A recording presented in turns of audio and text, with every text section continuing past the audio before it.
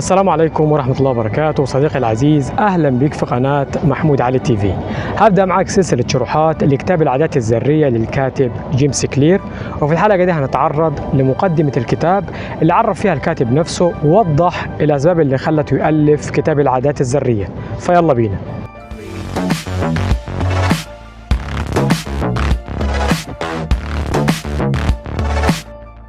قصة الكاتب اللي ذكرها في مقدمة كتابه بدأت بطموح كبير اتكسر على عتبة إصابة اتعرض لها عطلته سنة عن طموحه بأنه يكون لاعب بيسبول كبير، واللي انتهت بشكل دراماتيكي بوصوله لجزء من حلمه وتأليفه لكتاب العادات الذرية اللي هبدأ معك سلسلة شروحات ليه من النهاردة.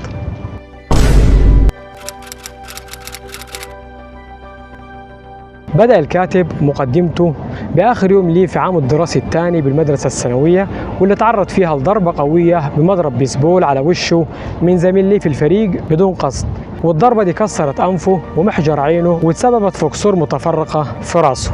وفي لحظات جري عليه أصحابه والمدرسين عشان يطمنوا عليه، وللأسف الإصابة اللي تعرض لها جيمس كلير كانت خطيرة شوية، فواحد من أصحابه خلع قميصه وخلاه يحطه على أنفه عشان يوقف النزيف، وخدوه على مكتب الممرضة عشان يقدموا له الإسعافات الأولية لحد ما يروحوا بيه لأقرب مستشفى. وطبعا ولأن جيمس كلير وهو بيكتب مقدمة كتابه أكيد ما كانش مصاب، فهو هنا بيتكلم عن اللي حصل معاه لما اتصاب، وبيقول لما خدوني على مكتب الممرضة عشان تقدم لي الإسعافات الأولية لحد ما يروحوا بيا للمستشفى، قال إن الممرضة لما شافت كمية الدم اللي نزفتها من أنفي والكسور اللي في جمجمتي حبت تطمن على مدى وعي، وسألتني كم سؤال. ومن الأسئلة اللي سألتها لي الممرضة إحنا في سنة كام؟ وكان ردي على سؤالها إحنا في سنة 1998 مع إن إحنا كنا في سنة 2002. فطبعا الممرضة راحت سألاني سؤال تاني واللي هو من هو رئيس الولايات المتحدة الأمريكية الحالي؟ وإجابتي عليها كانت الرئيس بيل كلينتون، مع إني وقتها وفي سنة 2002 رئيس الولايات المتحدة الأمريكية كان جورج دبليو بوش. ومن إجابتي للسؤالين الممرضة قلقت أكتر، فراحت سألاني سؤال ثالث وقالت لي أمك اسمها إيه؟ وأنا هنا فعلا جاوبتها باسم أمي الصحيح، وقلت لها إن اسم أمي بنتي، ولكن المشكلة هنا مش إني افتكرت اسم أمي، المشكلة إني عشان أرد عليها خدت حوالي 10 ثواني تفكير، وده كان آخر سؤال أنا فاكره. وبعدها خدوني على المستشفى اللي لما وصلتها أجهزتي الحيوية كانت بدأت تتوقف عن العمل وما كنتش قادر أتنفس، والأطباء كانوا بيزودوني بالأكسجين، ولكن بسبب صعوبة حالتي قرروا انهم ينقلوني بمروحيه لمستشفى ثانيه مجهزه للتعامل مع حالتي. وبالفعل اتنقلت بالمروحيه لمستشفى سينستاني، ولما وصلت المستشفى دخلوني على وحده الصدمات، وبعدها دخلوني غرفه العنايه المركزه وحطوني على اجهزه التنفس الصناعي. وزي ما قلت بما ان الكاتب بيحكي القصه بتاعته في مقدمه كتابه، فهو هنا بيقول ان ابوه وامه ما كانتش مستشفى سينستاني غريبة عليهم، لأنهم دخلوها من 10 سنين فاتوا لما تم تشخيص حالة أخته الصغيرة بسرطان الدم، وهي كان عندها 3 سنين، وهو في التوقيت ده كان عنده 5 سنين. وبيقول إن أختي تعافت من السرطان بعد 2.5 سنين من العلاج، ولكنهم دلوقتي رجعوا تاني لنفس المستشفى ولكن مع ابن تاني من أبنائهم.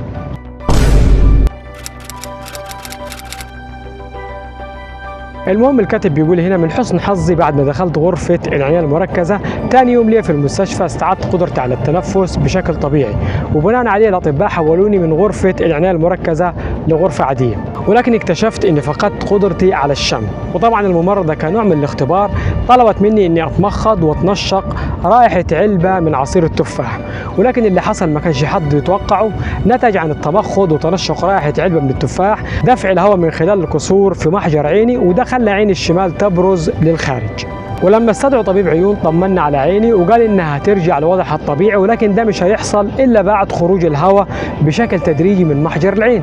والمشكله هنا انه ما كانش محدد ميعاد معين يخرج فيه الهواء من محجر العين، وكان مفترض انه خلال اسبوع هيخضع جيمس كلير لعمليه جراحيه، ولكن بسبب الالتهابات الشديده في جروحه سواء في انفه او محجر عينه او حتى الكسور اللي تعرض لها في جمجمته اتكتب له على خروج من المستشفى مؤقت، وخد ميعاد يرجع فيه للمستشفى بعد اسبوع لاجراء العمليه. وهنا الكاتب بيقول رجعت للبيت بكسر في الانف وكسر في محجر العين وكسر في الجمجمه، وكاني طالع خسران من ماتش ملاكمه مش ضربه بمضرب بيسبول.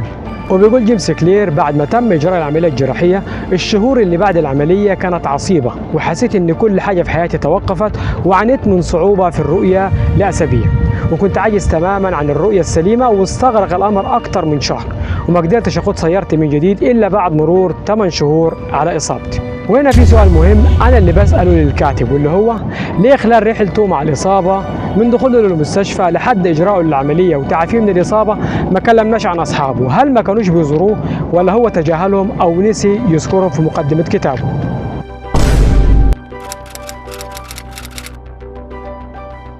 بعد تعافي جيمس كلير رجع لملعب البيسبول بعد سنة من إصابته، وهنا أدرك المدة الزمنية اللي انقطع فيها عن الملعب اللي بيعتبر جزء أساسي من حياته، واللي كان بيأمل إنه يوصل في لعبة البيسبول لمراكز متقدمة كلاعب محترف. والكاتب هنا بيقول حتى بعد عودتي لملعب البيسبول رجوعي للفريق ما كانش سلس، لأنه تم استبعادي من الفريق الأول وأرسلوني للعب مع فريق طلاب المرحلة الثانية. أنا اللي كنت بلعب البيسبول من وأنا عندي 4 سنين وكرست حياتي ليه، فكرة استبعادي من الفريق الأول كانت أمر مهين جدا بالنسبة لي. ولكن بعد سنة من الشك في ذاتي وقدراتي قدرت اني ارجع مرة ثانية للفريق الاول في اخر سنة ليا في المدرسة الثانوية. ورغم رجوعي للفريق الاول ما لعبتش مع الفريق الا 11 شوط، وده ما يقارب اكثر من مباراة بقليل. وعلى الرغم من مساري المتواضع مع الفريق في المرحلة الثانوية الا انه كان عندي ايمان باني اقدر اني اكون لاعب عظيم، وكنت عارف ان الظروف لو كان لها انها تتحسن فانا الوحيد المسؤول عن انها تتحسن.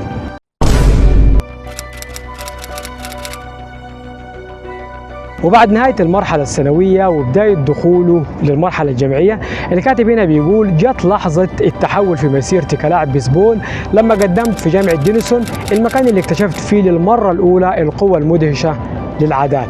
واكتشفت ان افضل قرارات حياتي اللي اتخذتها هي انضمامي لجامعة دينيسون، واللي من اول يوم ليا فيها حجزت مكان لنفسي في فريق بيسبول للجامعة، رغم اني كنت في ديل قائمة فريق الجامعة لاني كنت لسه طالب في السنة الاولى ليا، الا اني كنت سعيد للغاية لانها كانت تعويض عن فترة الفوضى اللي تعرضت لها في المدرسة الثانوية. والكاتب هنا بيقول حتى رغم انضمامي لفريق بيسبول الجامعة ما كنتش حاطط في حسباني اني اكون واحد من اعضاء الفريق الاساسيين بسرعة، ولكني ركزت على تنظيم شؤون حياتي.